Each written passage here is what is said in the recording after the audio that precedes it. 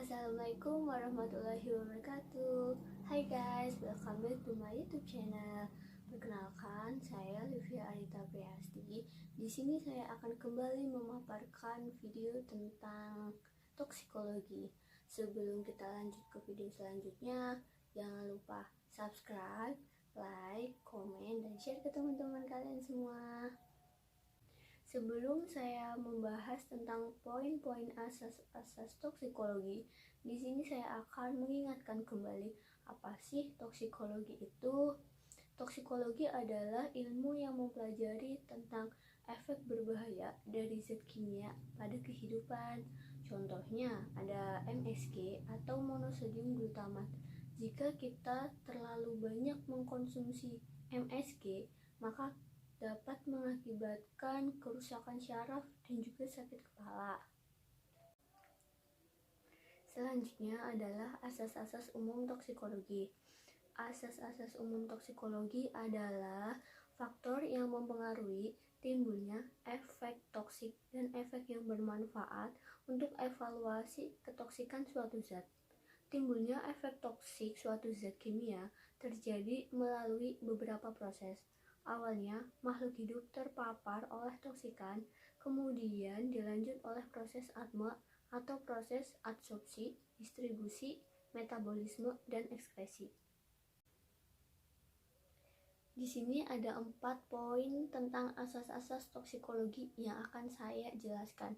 Yang pertama adalah kondisi efek toksik, yang kedua adalah mekanisme efek toksik, yang ketiga wujud efek toksik, dan yang keempat sifat efek toksik. Poin yang pertama yaitu kondisi efek toksik.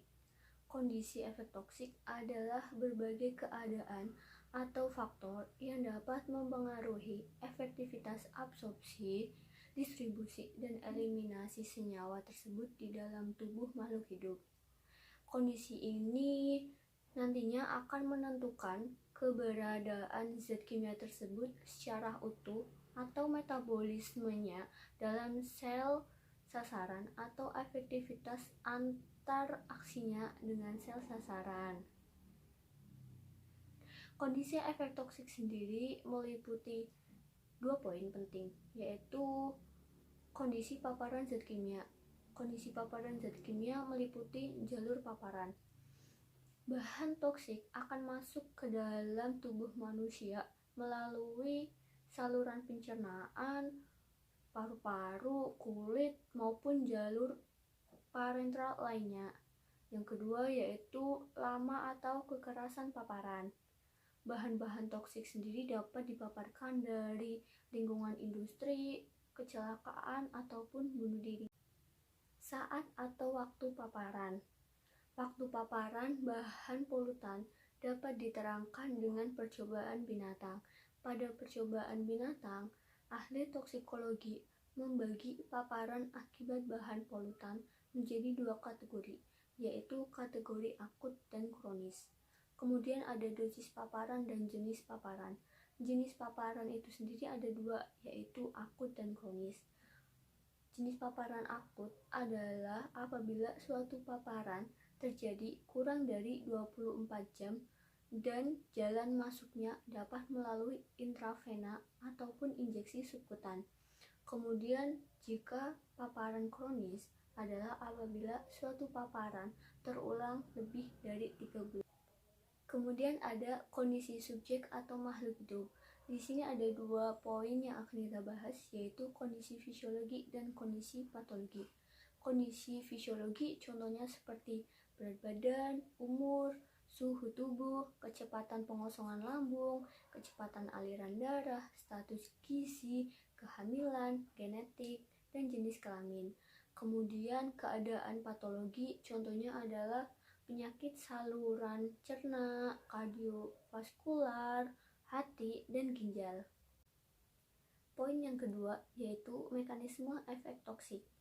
Mekanisme efek toksik berguna untuk mengetahui penyebab timbulnya keracunan yang berkaitan dengan wujud dan sifat efek toksik yang terjadi.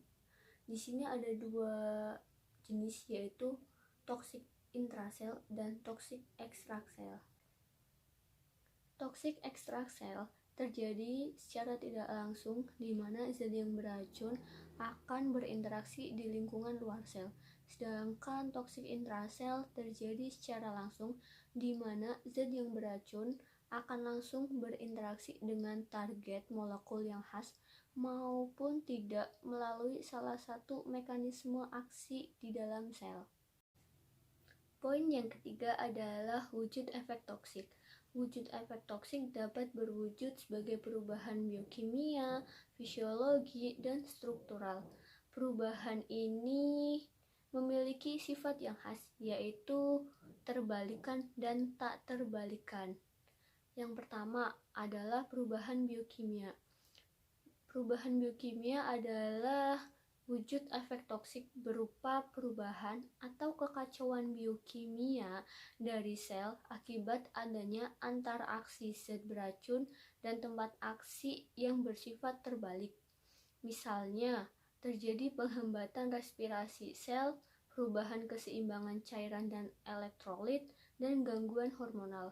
Contohnya adalah cyanida menghambat respirasi elektron sehingga menghambat respirasi sel dan gangguan pasok energi. Kemudian perubahan struktural. Wujud efek toksik yang berkaitan dengan perubahan morfologi sel sehingga terwujud sebagai kekacauan struktural. Misalnya terdapat 3 respon karena luka sel, yaitu degenerasi, proliferasi, dan inflamasi. Contohnya, tetrasiklin dapat menyebabkan terjadinya perlemakan hati, dan aflatoksin dapat sebabkan sirosis hati. Kemudian perubahan fungsional. Wujud efek toksik yang dapat mempengaruhi fungsi homeostatis yang sifatnya terbalikan, misalnya terjadi anoksida, gangguan pernafasan, dan lain-lain. Kemudian poin yang terakhir ada sifat efek toksik. Sifat efek toksik sendiri ada 2 jenis. Yang pertama adalah reversible atau terbalikan. Ciri-cirinya adalah efek toksiknya akan kembali cepat normal. Kemudian ketoksikannya sangat tergantung pada dosis, kecepatan absorpsi, distribusi, dan eliminasi zat racun. Kemudian ada sifat zat toksik irreversible atau tak terbalikan. Ciri-cirinya yaitu kerusakannya bersifat tetap atau permanen. Kemudian paparan berikutnya akan sebabkan kerusakan yang sama, memungkinkan terjadinya akumulasi dengan efek toksik. Kemudian paparannya dengan dosis yang sangat kecil dalam jangka panjang akan menimbulkan efek toksik yang sama seperti dengan paparan dengan dosis yang besar pada jangka yang pendek. Ini berarti zat racun sangat sulit dieliminasi. Di sini saya akan membahas review jurnal tentang uji toksisitas akut ekstrak etanol daun kemangi atau Ossimum sanctum diukur dari nilai LD50 dan histopatologi ginjal. Penelitian ini bertujuan untuk mengetahui toksisitas akut ekstrak etanol daun kemangi atau Ossimum sanctum yang diukur dari kisaran nilai LD50 dan gambaran histologi ginjal mencit.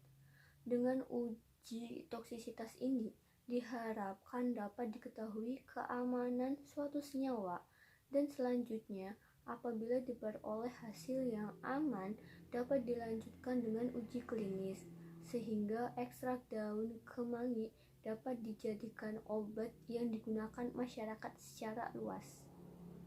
Metode yang digunakan pada penelitian ini adalah metode maserasi. Daun kemangi yang segar dipilah, kemudian dikeringkan di dalam oven, kemudian dicampurkan dengan pelarut etanol 70% dengan perbandingan 1:7,5. Kemudian didiamkan selama 72 jam. Kemudian setelah didapatkan filtrat, dievaporasi dengan suhu 50 derajat sehingga pelarut etanol 70% menguap dan hasil ekstrak semi kental. Sebelum diberikan kepada mencit, ekstrak etanol dilarutkan dalam tuing 80 sebanyak 0,01 ml per 20 gram mencit. Kemudian diencerkan dengan aquades hingga volume 0,5 ml. Uji toksisitas akut oral menggunakan metode OECD 420 fixed dose prosedur yang memiliki 3 jenis perilaku. Yang pertama, uji pendahuluan, yang kedua, limit test atau uji pembatasan, yang ketiga yaitu main test atau uji utama. Hasil uji pendahuluan dosis 300 sampai 2000 mg per kilogram berat badan tidak ditemukan adanya bukti toksisitas maupun kematian mencit, sehingga dosis awal untuk dilakukan uji utama didapatkan mencit dapat bertahan hidup dan tidak mengalami toksisitas pada dosis 2000 mg per kilogram berat badan yang diberikan selama 14 hari. Kemudian pada gambar histopatologi ginjal, dampak gambaran sel normal pada panah hijau, kemudian nekrosis inti pada panah hitam, kemudian degenerasi tubulus pada panah kuning, dan dilatasi tubulus proksimal pada panah merah. Perubahan gambaran histopatologi ginjal pada paparan ekstrak etanol daun kemangi dapat disebabkan oleh adanya senyawa flavonoid. Kesimpulan dari review jurnal kali ini adalah ekstrak etanol daun kemangi atau Ocimum sanctum mempunyai kisaran LD50 lebih dari 2000 mg per kilogram berat badan sehingga termasuk dalam kategori senyawa yang tidak toksik. Pada dosis 2000 mg per kilogram berat badan yang merupakan dosis tertinggi pada metode OCDC 420, sudah terdapat perubahan gambaran pada histopatologi ginjal mencit berupa lesi lokal.